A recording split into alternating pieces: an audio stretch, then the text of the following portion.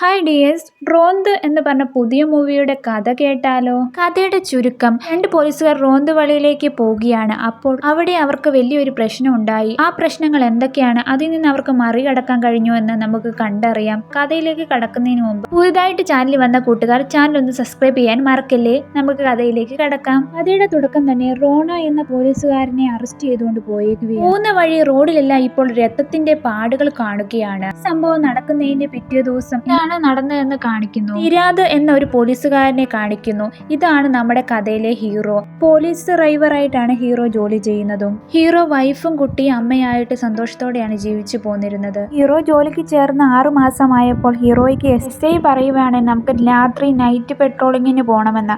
അതുകൊണ്ട് തന്നെ ഇവർ രണ്ടുപേരും പോവുകയാണ്. എന്നാലോ ഹീറോയ്ക്കാണെങ്കിൽ എസ് ഐ അത്ര ഇഷ്ടമൊന്നുമില്ല. എസ് ഐക്ക് ഒരു ഭാര്യയുണ്ട്, എന്നാൽ അവർക്ക് കുട്ടികളൊന്നുമില്ല. എന്നാൽ ആ ഭാര്യയ്ക്കാണെങ്കിൽ എസ് ഐയെ ഭയങ്കര സംശയവുമാണ്. എസ് ഐക്കാണെങ്കിൽ തൻ്റെ ഭാര്യയെ ഭയങ്കര പേടിയുമാണ്. എന്നാലോ പോലീസ് സ്റ്റേഷനിൽ വരുമ്പോൾ അങ്ങേർക്ക് വേറൊരു സ്വഭാവവുമാണ്.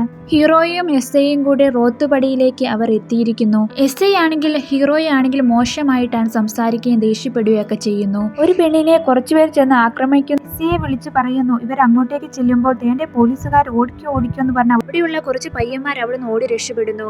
എസ് ഐയും പോലീസുകാരും കൂടെ നേരെയാണെങ്കിൽ ആ വീട്ടിലേക്ക് ചെല്ലുകയാണ്. അപ്പോൾ അവിടുത്തെ അയൽവക്കക്കാർ പറയുന്നു ഈ വീട്ടിലെ നവീൻ എന്ന് പറഞ്ഞ ചെറുക്കന് ഒരു പണക്കാരി പെണ്ണുമായിട്ട് ഇഷ്ടത്തിലായിരുന്നു. അവർ രണ്ടുപേരും ഇപ്പോൾ ഒളിച്ചോടി പോയി. അതുകൊണ്ട് തന്നെ ആ പെണ്ണിന്റെ ചേട്ടനും ഫ്രണ്ട്സുമാണ് ഇവിടെ വന്ന് വഴക്കുണ്ടാക്കുന്നത്. എന്നാൽ അവർ രണ്ടുപേരും തിരിച്ചെത്തുകയാണ്. പോലീസ് സ്റ്റേഷനിൽ വന്ന് കാണണം.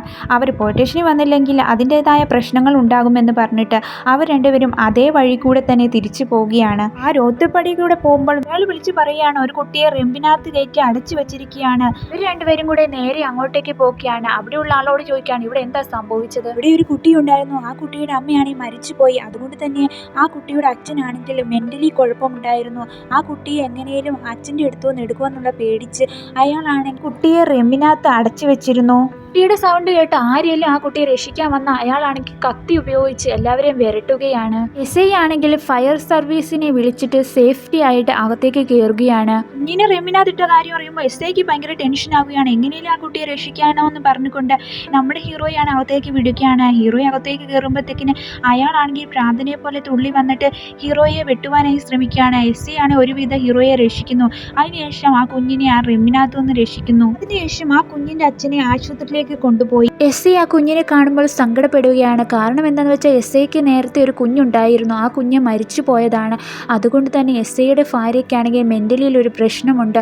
അതുകൊണ്ട് തന്നെ എസ് ഐക്കാണെങ്കിൽ ഭാര്യ ഒരു പേടിയും ഉണ്ടായിരുന്നു. അവർ വീണ്ടും റോന്തുവഴി കൂടെ പോകുമ്പോൾ ഒരു പെണ്ണ് സൂയിസൈഡ് ചെയ്യാൻ ശ്രമിച്ചുവെന്ന് അവരെ വിളിച്ചു പറയാണ്. ഇവർ അങ്ങോട്ടേക്ക് പോവുകയാണ്. അങ്ങോട്ടേക്ക് ചെല്ലുന്നതിന് മുമ്പ് ആ പെണ്ണാണെങ്കിൽ സൂയിസൈഡ് ചെയ്തിരുന്നു.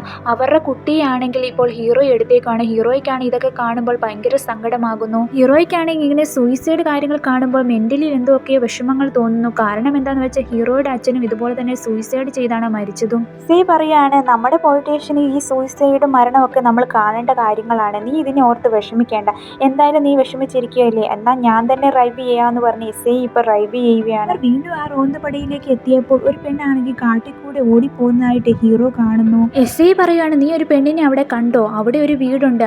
ആ വീടിനെ പറ്റിയൊക്കെ എസ് ഐക്ക് അറിയാം. വീട്ടിലുള്ള പെണ്ണും ഭർത്താവും കുട്ടിയും തൂങ്ങി മരിച്ചതാണ്. അവർ സൂയിസൈഡ് ചെയ്തിരിക്കുന്നു. ഈ വഴി കൂടെ ഏതെങ്കിലും പെണ്ണുങ്ങൾ നടന്ന് ആ വീട്ടിലേക്ക് പോവുകയാണെങ്കിൽ അവരും സൂയിസൈഡ് ചെയ്യാനാണ് പോയിരിക്കുന്നത്. അതുപോലെ തന്നെ ഈ പെണ്ണ് പോയിട്ടുണ്ട്, ഉറപ്പായിട്ട് അവൾ സൂയിസൈഡ് ചെയ്തിട്ടുണ്ടാകാം. ഇങ്ങനെയൊക്കെ എസ് ഐ പറഞ്ഞപ്പോൾ ഹീറോയ്ക്കാണെങ്കിൽ ഒരു പേടിയൊക്കെ ആയിട്ടുണ്ട്. എങ്കിലും ധൈര്യം സംഭരിച്ച് ഞാൻ എന്തായാലും ആ വീട്ടിൽ പോയി നോക്കാമെന്ന് പറഞ്ഞിട്ട് ഹീറോയാണ് അങ്ങോട്ടേക്ക് പോകുന്നു. ഹീറോയാണെങ്കിൽ ആ പഴയ വീട്ടിലേക്ക് കയറി പോകുമ്പോൾ ആ സൂയിസൈഡ് ചെയ്ത അവരുടെ ഫോട്ടോ കണ്ട് ഹീറോ ഞെട്ടിപ്പോവുകയാണ്. ആ പെണ്ണിനെ അന്വേഷിച്ച് അകത്തോട്ട് കയറി പോകുമ്പോഴത്തേക്കിന് പെട്ടെന്ന് ഒരു പ്രേതത്തെ കാണുന്നു. ഹീറോയാണെങ്കിൽ പേടിച്ചോടി എസ് ഐയുടെ അടുത്തേക്ക് എത്തുമ്പോൾ തല കറങ്ങി അവൻ വീഴുന്നു. എസ് ഐ വിചാരിക്കുകയാണ് ഇവൻ ഇത്രമാത്രം പേടിക്കാൻ അവിടെ എന്താ സംഭവിച്ചത്. എസ് ഐ ആണെങ്കിൽ ഹീറോയുടെ മുഖത്ത് വെള്ളം ഒഴിച്ചിട്ട് അവിടെ എന്താണ് പ്രശ്നം, വാ നമുക്ക് നോക്കാമെന്ന് പറഞ്ഞിട്ട് ഹീറോയ്ക്ക് ധൈര്യം കൊടുത്തിട്ട് അവർ ആ വീട്ടിലേക്ക് കയറി പോവുകയാണ്. രണ്ട് ബാഗ് ഇരിക്കുന്നതായി കാണുകയാണ്. അവിടേക്ക് കയറി നോക്കുമ്പോൾ നമ്മൾ ആരംഭത്തിൽ കണ്ട ഒരു ചെറുക്കൻ ജിൻസി എന്ന പണക്കാരിയുടെ കൂടെ ഒളിച്ചോടി പോയില്ലേ, അവരായിരുന്നു അത്. എന്നാലോ ആ പെണ്ണ് അത് തന്നെ, എന്ന ചെറുക്കൻ മറ്റൊരാളായിരുന്നു. ഇവന്റെ ഇവന്റെ പേര് റോഷൻ. നവീന്റെ കൂടെയാണ് ഇവൾ ഒളിച്ചോടി പോയെന്നാണ് നാട്ടിലുള്ളവരെല്ലാം പറയുന്നതും. അപ്പോൾ ഇവൻ ആരാന്ന് SI ചോദിക്കുകയാണ്. നവീൻ എന്റെ ബെസ്റ്റി, റോഷനാണ് എന്റെ ലവർ. നവീനാണ് എന്നെ കൊണ്ടുപോയി റോഷന്റെ കൂടെ ചേർത്ത് വെച്ചത്. ഞങ്ങൾ അവൻ രക്ഷിച്ചത് കൊണ്ടാണ് ഞങ്ങൾ ഇവിടേക്ക് പോകുന്നതെന്നൊക്കെ SIയോട് ഇവർ പറയുന്നു. ആഹാ, ഇതാണല്ലോ ഇപ്പം കൊള്ളാവുന്നത്. നീ ആണെങ്കിലോ എന്റെ കൂടെ പോയെന്ന് പറഞ്ഞ നാട്ടുകാരെല്ലാം കൂടെ പ്രശ്നം ഉണ്ടാക്കി. എന്നാലും നീ റോഷന്റെ കൂടെ പോയി സന്തോഷത്തോടെ ജീവിക്കുന്നു അല്ലേ? നിങ്ങൾ എന്തായാലും പ്രായപൂർത്തി ആയതല്ലേ, അതുകൊണ്ട് തന്നെ നിങ്ങളെ സ്റ്റേഷനിലേക്ക് കൊണ്ടുവിട്ടേക്കാം. നിങ്ങളുടെ കല്യാണം നാളത്തേക്ക് നടത്താം. അതുകൊണ്ട് തന്നെ ഇവിടെ നിന്നാൽ മതി എന്ന് പറഞ്ഞ് ഇവരെ രണ്ടുപേരും പോലീസ് സ്റ്റേഷനിലേക്ക് കൊണ്ടുപോകുന്നു. അതിനുശേഷം ഇവർ തിരിച്ച് റോത്തുപടിയിലേക്ക് പോവുകയാണ്. പാസ്റ്ററിനെയാണ് കുറച്ച് പിള്ളേരെല്ലാവരും കള്ളു കുടിച്ചിട്ട് വന്നിട്ട് ആ പാസ്റ്ററിന്റെ വണ്ടി എടുത്തുകൊണ്ട് പോവുകയാണ്. ഇത് പോലീസുകാർ അറിഞ്ഞിട്ട് ആ പിള്ളേരെ വന്ന് കാണുകയാണ്. പാസ്റ്റർ പറയാണ് അവർക്ക് പരാതി എടുക്കണ്ട, ഈ പിള്ളേരാണെങ്കിൽ UK പോകാൻ വേണ്ടി ശ്രമിക്കുകയല്ലേ, എനിക്ക് പരാതി ഒന്നുമില്ലെന്ന് പറയുന്നു. SI ആണെങ്കിൽ പാസ്റ്ററിനോട് പറയുകയാണ് എന്തായാലും ഇവരാണ് നിങ്ങളുടെ വണ്ടി കൊണ്ടുപോയതല്ലേ, അതുകൊണ്ട് തന്നെ ഇവരാണെങ്കിൽ പണക്കാരനാണെന്ന് തോന്നുന്നു, അതുകൊണ്ട് ഇവരുടെ കയ്യിൽ നിന്ന് 10,000 രൂപ മേടിക്കാം. പിള്ളേരെ, നിങ്ങൾ എന്തായാലും പാസ്റ്ററിന്റെ വണ്ടി കൊണ്ടുപോയി ഇടിപ്പിച്ചു, ഇപ്പോൾ അതിന് ഡാമേജും ഉണ്ട്, അതുകൊണ്ട് 10,000 രൂപ തരണം. പിള്ളേരാണെങ്കിൽ പാസ്റ്ററിന്റെ 10,000 രൂപ കൊടുക്കുകയാണ്. എന്നാൽ SI വന്ന് പാസ്റ്ററിനോട് ചോദിക്കുകയാണ് നിങ്ങൾ കുടിച്ചിട്ടല്ലേ ഇപ്പോൾ കാർ ഓടിച്ച് വന്നത് എന്ന്. പാസ്റ്റർ പറയുകയാണ് ഞാൻ ഒരു വൈൻ മാത്രമേ കുടിച്ചിട്ടുള്ളൂ, എന്തായാലും കുടിച്ചിട്ടല്ലേ വന്നത്, അതുകൊണ്ട് നിങ്ങളുടെ പേരിലും കേസ് എടുക്കും. കേസ് എടുക്കാതിരിക്കണമെങ്കിൽ ഇപ്പോൾ ആ പിള്ളേർ തന്ന ആ 10,000 രൂപ എനിക്ക് തരണമെന്ന് പറയുന്നു. SI ഇങ്ങനെയൊക്കെ ചെയ്യുന്നത് നമ്മുടെ ഹീറോയ്ക്ക് തീരെ പിടിക്കുന്നില്ല. ഹീറോയാണെങ്കിൽ സത്യസന്ധമായി ജോലി ചെയ്യുന്ന ആളായിരുന്നു. SI ആണെങ്കിൽ ആ 10,000 രൂപയും മേടിച്ച് SI ആണെങ്കിൽ ഹീറോയോട് പറയാണ് ഇപ്പോൾ ഞാൻ ഇത്രയും രൂപ അവരുടെ കയ്യിൽ നിന്ന് പൈസ മേടിച്ചില്ലേ, ആ 10,000 രൂപ മേടിച്ചത് വേറെ ഒന്നുമല്ല, നമ്മുടെ വണ്ടിക്കാണെങ്കിൽ ഡാമേജ് ഉണ്ട്, വണ്ടി ശരിയാക്കാൻ മെക്കാനിക്കിനെ കാണിച്ചാൽ തന്നെ 10,000 രൂപ എങ്കിലും ചിലവാകും, അതുകൊണ്ട് തന്നെയാണ് ആ പാഷൻ്റെ മേടിച്ചത്. ഇതുപോലെ പൈസ വരെ മേടിക്കേണ്ട കാരണങ്ങൾ നമ്മുടെ സാഹചര്യങ്ങളിലുണ്ട്. വണ്ടിക്ക് വല്ല ഡാമേജ് വന്നാൽ ഗവൺമെന്റ് പൈസ തരില്ല, നമ്മുടെ കയ്യിലുള്ള പൈസ വേണം ചെയ്യാൻ. അപ്പോൾ ഇങ്ങനത്തെ സാഹചര്യങ്ങളിൽ കിട്ടുന്ന പൈസ അതിനുപയോഗിക്കാം. പോയിക്കൊണ്ടിരിക്കുമ്പോൾ ഒരു കുട്ടിയാണെങ്കിൽ ആ കള്ളു കുടിച്ചൊരു അച്ഛനാണെങ്കിൽ കുട്ടിയെ അടിക്കുന്നതായിട്ട് വിളിച്ചു പറയുകയാണ്. ഇത് കേട്ടിട്ട് ഇവർ അങ്ങോട്ടേക്ക് പോവുകയാണ്. SIക്കാണെങ്കിൽ കുട്ടികളെ എന്തെങ്കിലും ചെയ്യുന്നതെന്നറിഞ്ഞാൽ ഭയങ്കര ദേഷ്യമാണ്. കുടിച്ച ആ കുട്ടിയെ മർദ്ദിച്ച ആ പുള്ളിയാണെങ്കിൽ SI വന്ന് അടിച്ച് ശരിയാക്കുകയാണ്. ഹീറോയാണ് SIയെ കൺട്രോൾ ചെയ്യുന്നതും. SI ആണെങ്കിൽ ആ കുടിയനോട് പറയാണ് ഇനി എങ്ങാനും ആ കുട്ടിയെ നിങ്ങൾ അടിക്കുകയാണെങ്കിൽ ഞാൻ അടിച്ച് ശരിയാക്കുമെന്ന് പറഞ്ഞിട്ട് അവർ തിരിച്ച് പോവുകയാണ്. SI ആണെങ്കിൽ ഹീറോയോട് പറയുകയാണ് ഞാൻ ഇങ്ങനെയൊക്കെ ആയതിൻ്റെ കാരണം എനിക്കൊരു കുഞ്ഞുണ്ടായിരുന്നു, ആ കുട്ടി മരിച്ചു കഴിഞ്ഞപ്പോൾ എൻ്റെ ഭാര്യയാണെങ്കിൽ മെൻ്റലി വീക്കായി, അതുകൊണ്ട് തന്നെ എനിക്ക് കുട്ടികളെ എന്തെങ്കിലും ചെയ്യുന്ന കാര്യമോ കുട്ടികൾക്ക് എന്തെങ്കിലും സംഭവിച്ചാലോ എനിക്ക് വിഷമമാണ്, അതാണ് ഞാൻ ഇങ്ങനെയൊക്കെ ചെയ്യുന്നതെന്ന് SI ആണെങ്കിൽ ഹീറോയോട് പറയാണ്. അപ്പോൾ ഹീറോ പറയുന്നു എൻ്റെ കുട്ടിക്കും ഇപ്പോൾ അസുഖം കൂടി ഇപ്പോൾ വയ്യാതിരിക്കുകയാണ്. ഇത് കേൾക്കുമ്പോൾ SI പറയുന്നു അങ്ങനെയാണെങ്കിൽ നമുക്ക് പെട്ടെന്ന് തന്നെ നിൻ്റെ ഭാര്യയും കുട്ടിയെയും കൊണ്ട് ആശുപത്രി പോകാമെന്ന് പറഞ്ഞ് അവർ നേരെ വീട്ടിൽ ചെന്ന് ഭാര്യയും കുട്ടിയും കൊണ്ട് ആശുപത്രിയിലേക്ക് വരുന്നു. ആശുപത്രി ചെല്ലുമ്പോൾ കുട്ടിക്ക് വലിയ കുഴപ്പമില്ല, എങ്കിലും അവളെ ഇന്ന് അഡ്മിറ്റ് ആക്കിയേക്കുവാണെന്ന് പറയുന്നു. അതുകൊണ്ട് തന്നെ ഹീറോ പറയുന്നു എനിക്കിന്ന് നൈറ്റ് ഡ്യൂട്ടി ഉണ്ട്, അതുകൊണ്ട് നാളെ വന്ന് ഞാൻ കുട്ടിയെ കണ്ടോളാം, ഇന്ന് പോവുകയാണെന്ന് പറഞ്ഞുകൊണ്ട് ഹീറോയാണെങ്കിൽ തിരിച്ചു പോകുന്നു. SIയും ഹീറോയും കൂടെ വീണ്ടും റോന്തുപടിയിലേക്ക് എത്തിയിരിക്കുന്നു. അരുൺ എന്ന് പറഞ്ഞ ഒരു പയ്യനെ കുറച്ചുപേർ ചേർന്ന് അടിച്ചു ശരിയാക്കുന്നു. ഈ കാര്യം SI അറിഞ്ഞിട്ട് അവർ അങ്ങോട്ടേക്ക് പോവുകയാണ്. ഇത് വേറെ ആരുമല്ല, ജിൻസി എന്ന പെൺകുട്ടിയെ ഒളിച്ചോടാൻ പോയപ്പോൾ ഒരു കൂട്ടുകാരെ സഹായിച്ചില്ലേ, ആ കൂട്ടുകാരന്റെ കൂട്ടുകാരനാണ് ഇവൻ. ജിൻസിയുടെ ചേട്ടനും കൂട്ടുകാരും കൂടിയാണ് ഇവനെ ആക്രമിച്ചത്. ആ പയ്യന്മാരാണെങ്കിൽ നവീനെയും ഫ്രണ്ടിനെയും കൂടെ അടിച്ച് ശരിയാക്കിയിട്ട് എൻ്റെ പെങ്ങൾ എവിടെയാ, അവളെ എവിടെയാ നീ കൊണ്ടുപോയെന്നൊക്കെ ചോദിക്കുന്നു. അപ്പോൾ അവൻ പറയുന്നു എൻ്റെ കൂടെയല്ല അവൾ വന്നത്, ജിൻസി ആണെങ്കിൽ എൻ്റെ കൂട്ടുകാരനായ റോഷനെയാണ് സ്നേഹിച്ചത്, അവൻ്റെ കൂടെയാണ് പോയതും. ഇതറിഞ്ഞ SI ആണെങ്കിൽ അവരെ കോൺടാക്ട് ചെയ്തിട്ട് പറയുകയാണ് എൻ്റെ പെങ്ങളാണെങ്കിൽ ഇപ്പോൾ പോലീസ് സ്റ്റേഷനിലുണ്ട്, അവൾ സേഫാണ്, അതിൻ്റെ കൂടെയുള്ള നവീനെയും ഫ്രണ്ടിനെയും വിടുവാനായി പറയുകയാണ്. എന്നാലോ അവരാണെങ്കിലോ അവർ രണ്ടുപേരെ അടിച്ച് ശരിയാക്കുകയാണ്, അവർ മരിച്ചതുപോലെ അഭിനയിക്കുകയാണ്. അപ്പോൾ ഇവർ പേടിച്ചു പോയി. എന്നാലോ പെട്ടെന്ന് തന്നെ ഇവന്മാർ രണ്ടുപേരും അവിടുന്ന് ഓടി രക്ഷപ്പെടുന്നു. എന്നാൽ ജിൻസിയുടെ ബ്രദർ ആണെങ്കിലോ നവീനെ കയറി പിടിച്ചുകൊണ്ട് വന്നിട്ട് അടിച്ചു കൊന്നു കളഞ്ഞു. ഇതൊന്നും അറിയാതെ ഹീറോയും SIയും കൂടി പോവുകയായിരുന്നു. എന്നാലോ ഇവരുടെ പേരിലാണ് ഇപ്പോൾ കംപ്ലൈന്റ് വന്നിരിക്കുന്നത്, ഇവർ കാരണമാണ് മരണത്തിന് കാരണമെന്ന്. ജിൻസിയുടെ ചേട്ടൻ രക്ഷപ്പെടുവാനായിട്ട് SIയുടെയും ഹീറോയുടെയും പേരിൽ അവർ കള്ളക്കേസും കൊടുക്കുന്നു. ഹീറോയാണെങ്കിൽ കുട്ടിയെ കാണാൻ ആശുപത്രിയിലേക്ക് വന്നതായിരുന്നു, എന്നാൽ പോലീസുകാരെല്ലാം ഇപ്പോൾ ഹീറോയെ പിടിച്ചുകൊണ്ട് പോകുന്നു. ദളിത് സമൂഹത്തിൽ ചേർന്ന ഒരു സാധാരണ പയ്യനെ ഒന്നുപടിയിലേക്ക് വന്ന SI എസ്ഐയും ഡ്രൈവറുമാണ് ഇതിനെല്ലാം കാരണമെന്ന് പറഞ്ഞുകൊണ്ട് വാർത്തയൊക്കെ വന്നുകൊണ്ടിരിക്കുകയാണ്. ഹീറോയ്ക്കാണെങ്കിൽ ഇവിടെ സംഭവിക്കുന്നത് എന്താണെന്ന് പോലും മനസ്സിലാകുന്നില്ല. കള്ളക്കേസിൽ തന്നെ ഹീറോയെ കൊണ്ടുവന്ന് ഐജിയുടെ മുന്നിലേക്ക് കൊണ്ടുപോവുകയാണ്. ഹീറോയുടെ ഭാര്യയുടെ മുന്നിൽ വെച്ച് തന്നെ. എസ്ഐ ആണെങ്കിൽ ഭാര്യയും കൂട്ടിക്കൊണ്ട് ഇപ്പോൾ മെന്റലിസ്റ്റിനെ കാണുവാനായി വന്നിരിക്കുകയാണ്.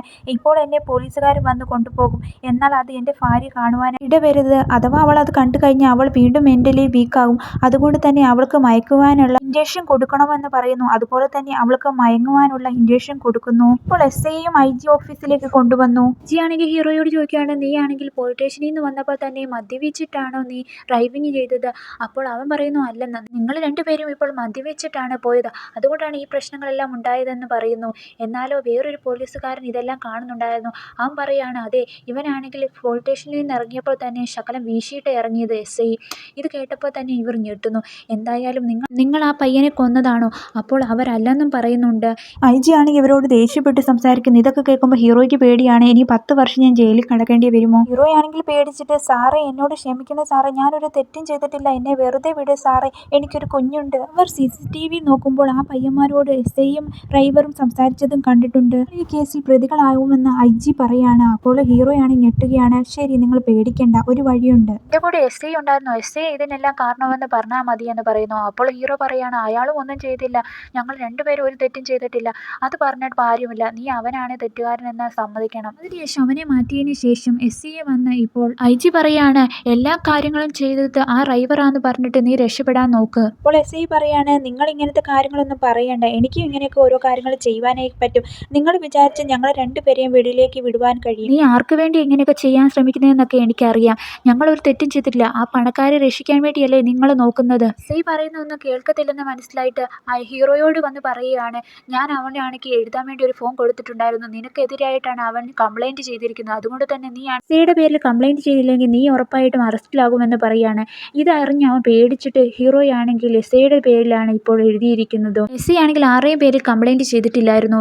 എസ്ഐ ഇത് അറിയുമ്പോഴത്തേന് ഹീറോയോട് പറയുക, എടാ പാവി, നീ അവൻ പറഞ്ഞത് കേട്ടിട്ട് നീ അങ്ങനെ എഴുതിയോ? പോച്ച്, ലൈഫ് പോച്ച്, നീ കാരണം നമ്മൾ രണ്ടുപേരുടെയും ജീവിതം നഷ്ടപ്പെട്ടു. ഇവിടേക്ക് മീഡിയക്കാർ വന്നിരിക്കുകയാണ്. ജിൻസിയുടെ ചേട്ടനും അവരുടെ 5 കൂട്ടുകാരനും എസ്ഐയും ഡ്രൈവറുമാണ് ഇതിന് പ്രതികൾ എന്ന് പറഞ്ഞുകൊണ്ട് അവരെ അറസ്റ്റ് ചെയ്യാൻ പോവുകയായിരുന്നു. ഹീറോയാണെങ്കിൽ ഇതെല്ലാം കണ്ട് പേടിച്ചിട്ട്, തെറ്റ് ചെയ്ത ഹീറോയാണെങ്കിൽ ഹീറോയിൻ്റെ ഫാമിലിയൊക്കെ ഓർത്തിട്ട് പേടിച്ച് അവിടുന്ന് ഓടിപ്പോവുകയാണ്.